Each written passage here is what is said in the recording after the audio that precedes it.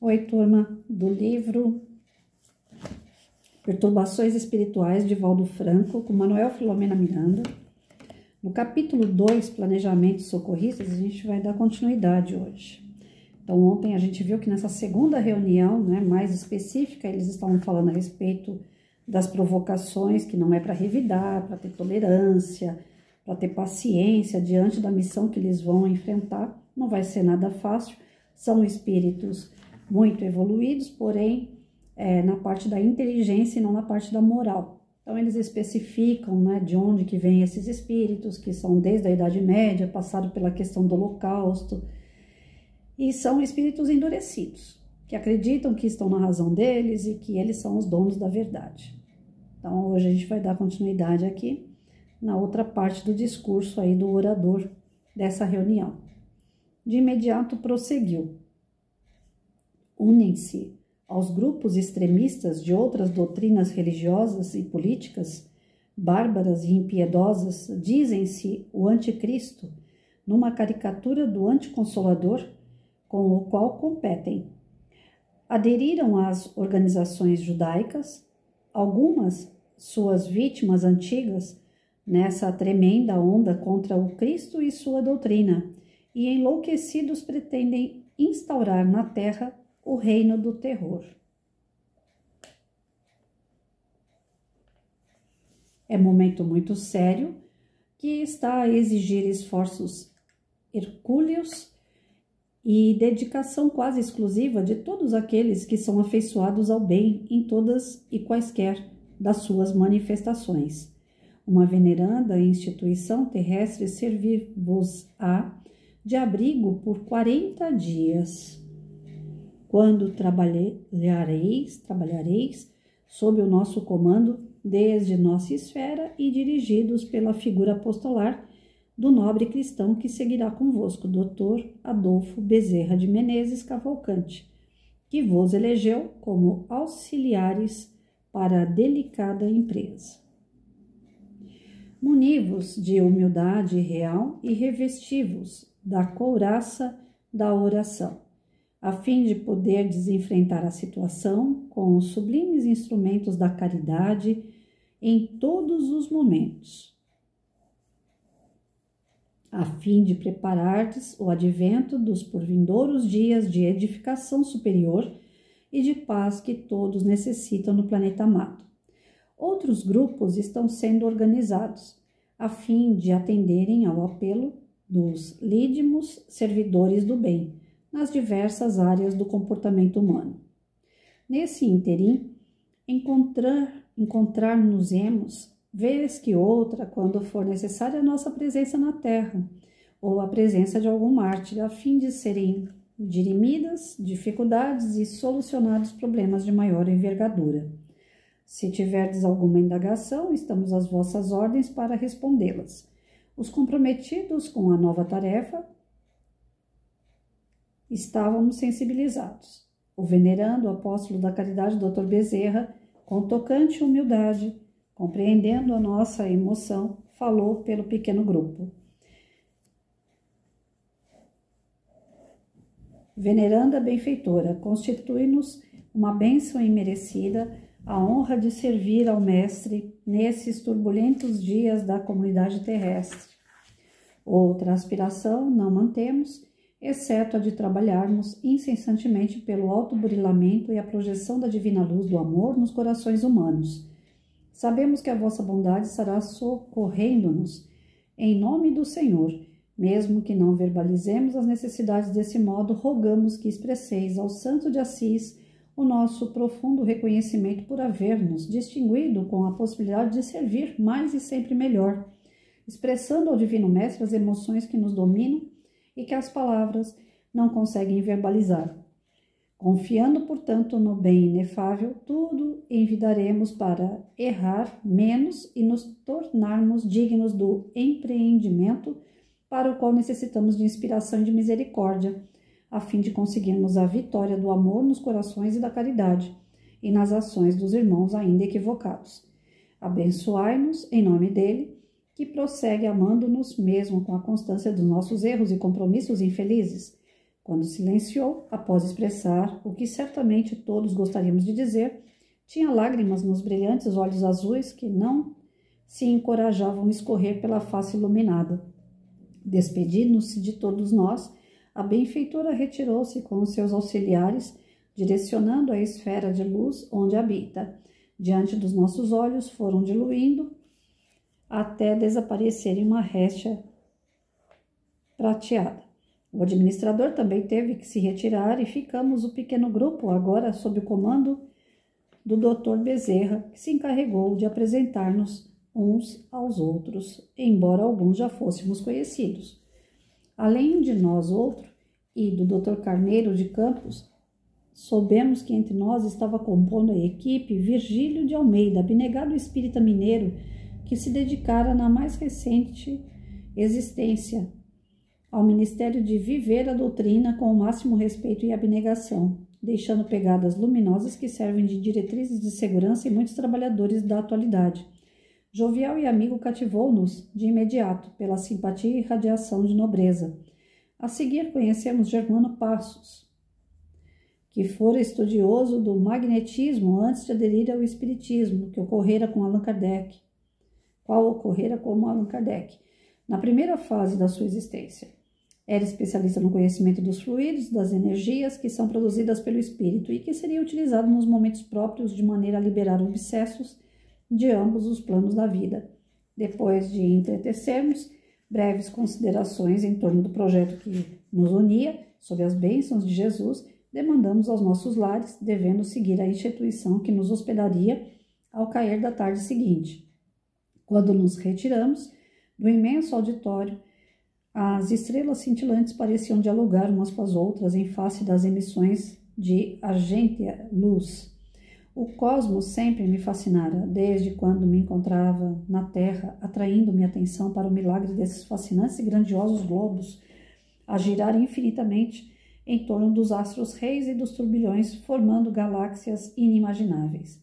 Muitas vezes deixava-me arrebatar na contemplação das noites banhadas de luar e de constelações gloriosas, falando-me sem palavras sobre a grandeza de Deus. Enquanto me dirigia ao lar, emoções especiais dominavam-me pela oportunidade de envolver o planeta querido para as atividades de intercâmbio e de socorro aos irmãos de jornada, agradecendo interiormente a oportunidade que reconhecia não merecer. Orando e bendizendo a sublime misericórdia do Pai, deixei-me arrebatar pelas expectativas do labor delineado até o momento quando nos dirigimos às queridas terras do Cruzeiro do Sul. A cidade grande e tumultuada com seu trânsito enlouquecedor, a movimentação das pessoas agitadas, umas no retorno ao ninho doméstico, outras buscando lugares para refeições, outras os educandários noturnos, as casas de recreação, enfim, o atendimento aos compromissos que lhes diziam respeito. Também observava as multidões de desencarnados, alguns atropelando os revestidos da matéria, sem que nenhum deles se desse conta da existência do outro. Espíritos doentes e alquebrados que formavam grupos de desalentados, perturbadores e zombeteiros em azáfama inquietante, perseguidores inclementes imantados às suas vítimas em contubérnio psíquico e físico, e nobres entidades que edificam o bem e protegem aquele com os quais mantém afinidade em perfeita identificação vibratória. Quando chegamos à Sociedade Espírita, fomos surpreendidos pela amplitude do edifício de 3 pisos, com boas instalações materiais aconchegantes, umas e confortáveis outras, mas sem luxo e com muita atividade espiritual. Eram aproximadamente 18 horas e equipes de atendentes fraternos encontravam-se a postos enquanto os necessitados esperavam pacientemente, ouvindo música suave e inspiradora. A paisagem do sofrimento era visível, porque alguns se apresentavam ansiosos e expectantes, outros algo hebetados e outros indiferentes, qual ocorre em qualquer nosocômio terrestre. Trabalhadores desencarnados diligentes movimentavam-se com discrição e segurança, mantendo o equilíbrio geral, evitando que os agitados e perversos gerassem qualquer tipo de distúrbio. À porta, esperando-nos, encontrava-se o abnegado mentor da casa, que se identificou bondosamente deixando-nos à vontade e oferecendo com toda a sua equipe a contribuir em favor do nosso objetivo, do qual estava informado e convenientemente preparado. Disse-nos chamar-se Euvídio e que se dedicava a manter a instituição desde quando fora desenhada no plano espiritual, e os primeiros servidores foram programados para sua edificação na terra. Relatou-nos que se tratava de um grupo de antigos cristãos que se haviam extraviados nos séculos passados, que foram resgatados pelo cantor de Deus por ocasião de sua jornada sublime e que novamente se perderam pelos desvãos do desequilíbrio novamente após a chegada do Consolador, encontravam-se em processo de recuperação.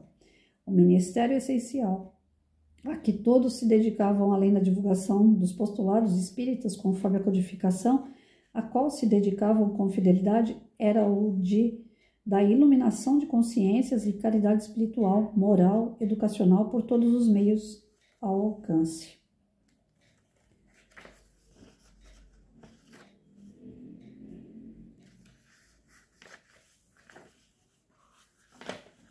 As suas reuniões estavam sempre assinaladas pelas propostas de superação dos vícios e paixões inferiores, firmando-se propósitos de comportamento saudável, de convivência social e edificante, e ao mesmo tempo de evangelização das mentes infanto-juvenis, preparando as gerações novas para o enfrentamento do futuro. A existência física sem o conhecimento do Espiritismo, enunciou respeitosamente, é um grande desafio pela falta de equipamentos iluminativos que permitem viceje a ignorância, predomine o egoísmo, desenvolva-se o anseio doentio pelo prazer e pelo ter, distantes do transformar-se para melhor por falta de meta psicológica, de sentido profundo capaz de resistir aos embates do cotidiano. As multidões aturdidas que se entredevoram na competitividade doentia, na animosidade contínua, no desinteresse pelo ser espiritual resultam invariavelmente no desconhecimento e desvinculação com o programa da imortalidade e a visão clara da transitoriedade carnal. Ansiosas por aproveitar o breve tempo da organização física, entregam-se a todos os conflitos que conduzem no íntimo e, simultaneamente, a volúpia do desfrutar sem responsabilidade nem certeza de que o sentido da vida material é mais grandioso, merecendo sacrifícios e lutas em vez da insanidade do apenas fruir enquanto se pode. Amável, conduziu-nos a uma sala especial no segundo piso, onde nos hospedaríamos, pois que estava equipada de alguns aparelhos que nos poderiam ser úteis durante o período que ali permaneceríamos. Camas asseadas e móveis bem distribuídos haviam sido providenciados no espaço, incluindo pequena área onde poderíamos reunir-nos para discussões dos labores. Explicou-nos que logo mais às 20 horas haveria reunião doutrinária, onde seria ouvido o jovem expositor que vinha atraindo expressivo número de interessados pela mensagem de que era portador. Deixando-nos à vontade, foi atender aos deveres que lhe diziam respeito. Aguardamos o momento da reunião e, à hora determinada, adentramos-nos na sala repleta de interessados nos estudos da noite. Podemos observar que os presentes mantinham-se em clima de harmonia, conservando o relativo silêncio que se pode esperar de um grande número de pessoas, nem todas possuidoras do discernimento que ensine a comportar-se em reuniões desse gênero. Espíritos amigos e benfeitores de muitos dos presentes encontravam-se joviais e atentos ao lado dos seus beneficiários, assim como muitos desencarnados em aflição, com as marcas lamentáveis do processo morte não concluído, ainda apegados a reminiscências da matéria e transmitindo desagradáveis sensações àqueles com os quais se encontravam em sintonia, assim como alguns inimigos ferozes que se agitavam e deploravam não poder agredir as suas vítimas. Era um espetáculo merecedor de cuidados que os vigilantes encarregados de manter a ordem cuidavam com especial desvelo. Uma suave melodia convidava a meditação, embora algumas pessoas inquietas que não conseguiam harmonizar-se Foi composta a mesa dos trabalhos pelo presidente da instituição e mais 2 convidados, um dos quais era o jovem orador, anteriormente citado. Foi proferida a prece de abertura, entretecidas ligeiras considerações. Eu acho que eu vou deixar isso aqui para amanhã, tá longo já, 15 minutos de leitura. Só que aí eu não vou ter muito o que comentar, porque apesar da leitura ter sido grande, ele está falando aqui nesse segunda parte, de que eles estavam terminando a reunião, né? Sabendo que eles vão enfrentar espíritos endurecidos, sabendo que não vai ser fácil essa jornada, essa missão. Aí vai ser composta por Dr. Adolfo Bezerra de Menezes, né? Ele que vai encabeçar. Vai ter um outro que Dr. Carneiro de Campos, Virgílio de Almeida. Então são alguns nomes assim que dentro do espiritismo eles foram conhecidos, né? Fizeram trabalhos bons, dedicados à doutrina. Em Minas Gerais, né? Pelo que ele colocou aqui. E que esses espíritos, eles em grupo estão indo para o centro espírita, né? Ele fala que o finalzinho da reunião aqui, eles puderam ir para um lar, descansar. Lá ele observou a terra, o comportamento dos humanos, sejam comportamentos bons, comportamentos ruins, e que eles estavam indo a essa casa espírita para iniciar o trabalho deles. E nesse trabalho ele observou a entrada das pessoas nessa reunião das 20 horas, algumas focadas no trabalho, outras dispersas, algumas com um equilíbrio emocional, né, voltados para o bem, outros desequilibrados, trazendo com elas os obsessores, né, os que vêm para atrapalhar o trabalho, para tirar a sintonia dessas pessoas, a comunhão delas em prol do aprendizado da reunião, né? E aqui ele mostra também dentro do texto que existe todo um preparo do campo espiritual para as reuniões espíritas. Quando eu iniciei na doutrina, eu achava tão estranho, porque na católica não tinha isso. E lá no espiritismo eles falavam, olha, desde o momento que vocês entraram lá no portão, lá na entrada do centro, vocês estão sendo assistidos, vocês estão sendo trabalhados. A espiritualidade já está fazendo vocês se sentirem melhor, vocês estão recebendo passe desde a hora que vocês colocaram o pé lá no portão do centro. E eu não conseguia entender isso perfeitamente, porque, como eu sou São Tomé, eu falava, olha, lá no portão não tinha ninguém quando eu passei, como é que eles estão me tratando? Como é que na hora do passe esses espíritos estão trabalhando? Quem está trabalhando é o médium. Então, coisas que eu via, eu acreditava. O que eu não via, eu duvidava. E à medida que a gente vai estudando, a gente vai percebendo que existe de verdade. O palestrante falava também na palestra, olha, não importa que o centro tenha meia dúzia de pessoas sentadas ouvindo a palestra, porque nas outras cadeiras, as 30 cadeiras que estão vazias, elas não estão vazias, tem espírito sentado aí ouvindo a palestra. Era outra coisa absurda nos meus olhos. Eu falava, não, imagina, não tem ninguém sentado naquela cadeira. Então quer dizer que eu posso ter sentado no colo de alguém aqui? Então a gente fica sempre na dúvida a respeito desses tratamentos, né? Desse acolhimento do plano espiritual dentro de um centro espírita. A gente acredita só em médiuns, nos trabalhadores da casa. A gente não consegue acreditar que existem espíritos ali que estão trabalhando por nós. E tem. Os livros, as obras, eles trazem esse conforto, eles trazem para a gente esse ensinamento que pode acreditar. Os espíritos estão lá antes de nós, dentro da casa. Eles preparam aparelhos, eles preparam o remedinho que vai ser dado para você, se você tiver o merecimento. As intuições que nós recebemos dentro da casa espírita geralmente são esses amigos superiores que estão ali para nos nortear, para trazer um conforto, um consolo, uma palavra amiga, uma esperança, uma motivação para sair dali melhor.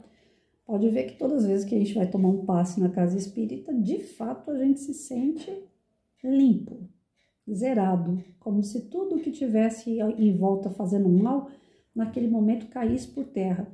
É que nós somos tão imperfeitos que a gente ganha o passe, já sai dali falando, tem que ir embora para casa, vou ter que enfrentar aquela pessoa, pronto, o passe já foi embora. Porque a gente já se vinculou de novo a um pensamento negativo. Se a gente conseguisse manter um pensamento positivo depois de um passe, é como colocar um combustível novo, aditivado num carro. Você vai rodar sem problema nenhum. Os problemas que vão surgindo, o carro passa, né? Se tiver uma árvore parada no meio da rua, ele atravessa essa árvore, porque o carro está potente, está cheio de energia. Então, o nosso passe dentro da casa espírita é preparado pelo campo espiritual. E eles estão vinculados às nossas situações. Eles sabem tudo o que se passa conosco. Quando eles vão atuar, eles sabem em quem eles vão atuar e como eles vão atuar.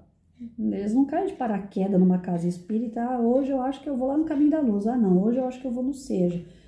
Não é bem assim, né? Nós, encarnados, sim. Hoje eu vou assistir palestra em tal lugar, hoje eu vou em tal lugar para fazer o trabalho mediúnico. A gente não para, né? A gente transita. Eles vão, mas eles já vão com aquele objetivo, com aquela meta. Eu preciso ir ali para resolver tal pepino. E ali, naquele grupo que eles formam, cada qual tem uma função. Então, aqui nesse grupo que está sendo formado para vir trabalhar dentro do socorro, numa casa espírita, Bezerra de Menezes, né? Não é para qualquer um. Esse Dr. Carneiro de Campos e o Virgílio de Almeida fizeram trabalhos dentro da doutrina, pelo que eu li aqui, que eu não conheço, né? Depois eu acho interessante, inclusive, procurar a biografia desses dois, para ver se eu trago para vocês. Então, porque aqui está dizendo que eles serviram, né, em casas espíritas, propagando a doutrina, levando amor, levando amparo, levando ajuda àqueles mais necessitados. Então, ter uma equipe dessa, como foi falado aqui, que tem, Germano Passos, né, que foi também um cara estudioso sobre magnetismo. Então, cada um que vai, ele vai para trabalhar em determinado foco. Então, um é para dar o passe, o magnetismo, o outro é para poder dar a intuição, o outro trabalha com a questão da saúde. Então, eles vão para dar aquele amparo total. Dependendo do teu problema, eles vão atuar em você. A gente pode acreditar nisso porque é o que acontece. O médium encarnado, ele não tem um poder como a espiritualidade tem, de ver, de entender o nosso problema com benevolência, com amor e trabalhar as nossas dificuldades, trabalhar os nossos defeitos. Às vezes o médium encarnado, ele não consegue agir de uma maneira total na base da caridade. Ele também julga, ele também condena, porque é um ser humano com defeito. Então, esse espírito que está ali, ele está aprendendo tanto quanto qualquer outro. Algumas coisinhas ele sabe a mais. Então, ele serve de instrumento da espiritualidade. Então, não precisamos ficar assim. Eu vou para uma casa espírita para o médium que é tão ruim quanto eu me tratar. Na verdade, não é o médium que vai te tratar. A espiritualidade através daquele médium. Se não tiver uma casa espírita, como que a espiritualidade vai trabalhar? Nessa loucura que a gente vive, trabalho, casa, família, amigos, festa, briga. Então, a espiritualidade precisa de um lugar, um local, para chamar a atenção, botar um pouco de foco na nossa cabeça. Tem que ter essa religiosidade. Eu sempre falo para as pessoas, independente da sua religião, o que você acredita, vá lá na tua igreja, no teu centro, não deixa de ir. Você não vai lá para seguir o homem que está dando uma palestra, ou que está pastorando, ou que está rezando uma missa. Você não vai para seguir o homem, você vai para fortalecer a tua fé. A religião é religar com Deus. Então é importante esses pontos, e esses pontos de luz, eles são amparados, eles são tratados pela espiritualidade. não existe à toa. O homem pode desviar do caminho, mas a espiritualidade, pela sabedoria, pelo amor que tem, não desvia. Então a gente vai acreditando na espiritualidade, no trabalho que eles vão fazer com a gente, e não bem o médium. Fica ruim, às vezes, quando eu estava fazendo um trabalho de psicografia, aí às vezes alguém fala assim, ai, muito obrigada, Deus abençoe, não sei o que, a sua carta me fez muito bem. A minha carta não fez bem para ninguém, porque eu não sei fazer carta para ninguém. Eu fui instrumento. Um amigo espiritual pediu para escrever uma carta para aquela pessoa. Eu só sou um escriba, eu só copio e colo. Eu não faço nada meu ali.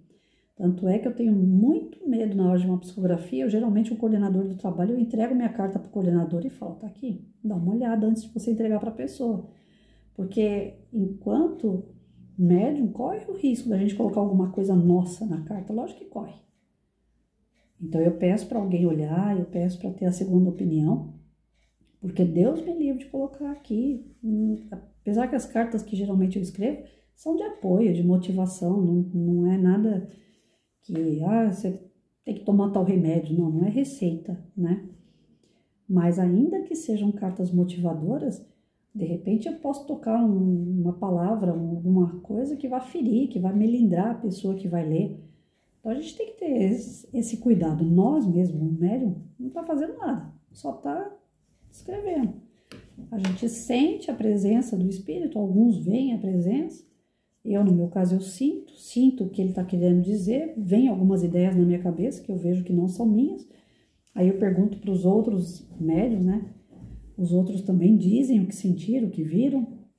Aí eu fico mais tranquila quando bate. Ah, tá, se você viu, você sentiu, e eu também, então tá certo. Tem um receio de escrever algo e tá completamente fora. De repente a pessoa tá ali porque tá com dor no fígado e eu tô falando do pâncreas. Dá medo, lógico que dá. Nós não temos aquela certeza absoluta. São sentimentos e eles podem nos trair. E se a gente não estiver bem preparado, então, aí é que acontece os zombeteiros, mesmo que a casa tenha uma proteção, tudo, eles furam essa proteção. O ideal do espírita, do médium, é ir trabalhar com seriedade. Você vê que ele fala aqui da reunião, alguns estavam focados, outros estavam com conversa que não tinha nada a ver, saindo daquele clima de silêncio, de preparação para início de uma reunião. As reuniões espíritas, elas não podem ter barulho. Por isso que tem algumas casas, inclusive, com aquela plaquinha, o silêncio é uma prece. Porque você deve ficar concentrado na espiritualidade, não é no médium, não é, mesmo que seja um curso na casa espírita. Você faz a sua prece interior, você mentaliza o seu mentor, você mentaliza uma equipe espiritual superior, imagina eles ali naquele centro de roda de conversa, e tudo que o rapaz ou a moça que estiver dirigindo um trabalho ou um estudo, eles estão sendo induzidos pelos seus mentores, pelos espíritos superiores que estão preparados e que já se prepararam e prepararam a casa antes da gente entrar. Então é algo muito sério. Às vezes a gente brinca, sai uma piadinha no meio de um trabalho. A espiritualidade, ela não é nervosa, brava, ela também brinca, ela também tem bom humor, mas precisa ver que tipo de piada, que tipo de brincadeira vai ser feito. Alguns espíritos, eles são tão regrados que dependendo da brincadeira que você fizer, eles se sentem ofendidos. Não é melindrados, mas se sentem ofendidos, porque, poxa, eles pegaram aquele tempo deles para nos ajudar e a gente está ali fazendo gracinha. Aí eles chamam a atenção, às vezes, do coordenador do trabalho, às vezes eles dão um puxão de orelha direto em quem está fazendo a gracinha. Então, nós temos que ter esse discernimento na hora de um trabalho mediúnico e sabendo que quem vai para um socorro vai em busca de amor, de carinho, de afeto, de atenção. Quem vai buscar ajuda geralmente vai pelo desespero, porque tá triste, porque não tá bem. Quase ninguém vai numa casa espírita tomar um passe, por exemplo, estando bem. pessoa já vai focada naquilo que ela precisa, uma dor na perna, uma dor de dente, um problema familiar, uma questão de emprego, algo que está deixando preocupado. Então, é uma falta de respeito da equipe encarnada de médiums ficar de gracinha, tanto com o assistido, como com aqueles que estão preparando a casa para receber todo esse pessoal com amor, com carinho, com brandura. Se a gente desequilibra o ambiente enquanto médium, que nós somos o médium entre a equipe espiritual e o assistido, como é que vai chegar essa energia aqui? Então a gente complica para o lado espiritual. Eles vão trabalhar? Vão, eles vão fazer a parte deles, mas vai complicar para eles. E sendo que nós estamos aqui é para descomplicar. Os médiums, eles servem para descomplicar, para fazer as pessoas acreditarem, né, nesse trabalho com a equipe espiritual, de que é possível você às vezes até se curar, mediante a tua fé e mediante a ajuda que eles trazem. Se você tiver, como que eu posso falar, merecimento, a equipe espiritual vai fazer de tudo para que você até mesmo se cure. E o médium serve para moleque de recado, né? Traz o recado da espiritualidade para o encarnado assistido e vice-versa. Então, se a gente não estiver bem equilibrado, a gente atrapalha esse processo de tratamento. E aqui o que ele diz é isso, né? Que tinha um pessoal, né, meio perdido na reunião, tinha os outros que estavam mais focados. Mas eu vou dar continuidade ao restante do texto amanhã, que ainda tem um bom pedacinho aqui, pra gente ver como é que foi essa reunião, tá certo? Amanhã eu começo de novo nessa parte aqui, onde a reunião começou às 20 horas, a mesa foi composta pelo presidente da instituição, mais 2 convidados, um dos quais era um jovem orador. Aí amanhã a gente continua para ver como é que foi essa reunião.